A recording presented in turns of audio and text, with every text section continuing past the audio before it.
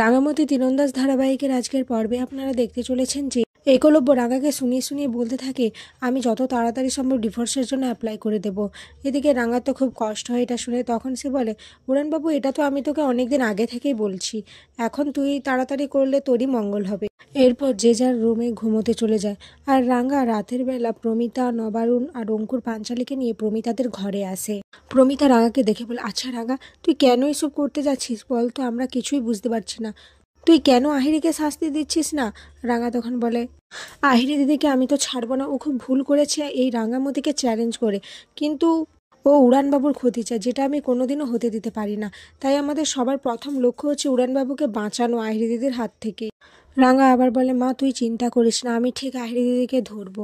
অঙ্কুর তখন বলে, যখন হাতের কাছে নিশা আর আহিরিকে পেলাম, তাহলে কেন তখন একলব্যর সামনে ওদের নিয়ে এলে না রাঙা?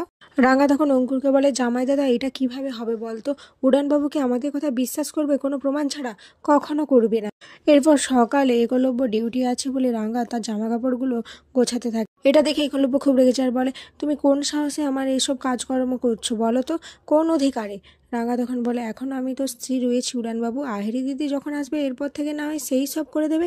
এটা বলাতে তো একলব্য আরও বেশি রেগে যায়, বলে, না তোমাকে কিছু করতে হবে না, অনেক উপকার করেছো তুমি আমার রাঙামতি। এদিকে বৃন্দার সাথে আহিরির কথা হয়। বৃন্দা আহিরিকে বলে, জানো আহিরি, একলব্য বলেছে আমাদের সব থেকে বড় পার্টি করবে ওর বিয়েতে, আর এত বড় আয়োজন করবে যে কেউ কখনো দেখেনি, আর সমস্ত খরচা ও নিজে করবে। আহিরি তো এটা শুনে খুব খুশি হয়েছে আর বলে, হ্যাঁ, যত তাড়াতাড়ি সম্ভব আমি বিয়েটা সেরে নিতে চাই, কিন্তু তার আগে একটা কাজ বাকি রয়েছে, রাঙাকে দিয়ে ফাইনাল ডিভোর্স পেপারে সাইনটা করানো বাকি। এদিকে প্রমিতা রাঙাকে বলে, আচ্ছা রাঙা, ডিভোর্স পেপারে সাইন করে দিবি, তখন কি হবে? সাইন তো তোকে করতেই হবে। রাঙা তখন বলে, আরে মা, অত চিন্তা করিস না, সাইন তো আমি করব, কিন্তু কোর্টে সেটা পৌঁছতে পারবে না। এটা শোনাতে প্রমিতা একটু স্বস্তি পায়। এদিকে রাঙা সত্যজিৎ বাবুর কাছে চলে যায় আর বলে, আমি তো তোকে সব বললাম আহিরি দিদির ব্যাপারে, এবার তুই বল আমি এখন কি করতে পারি?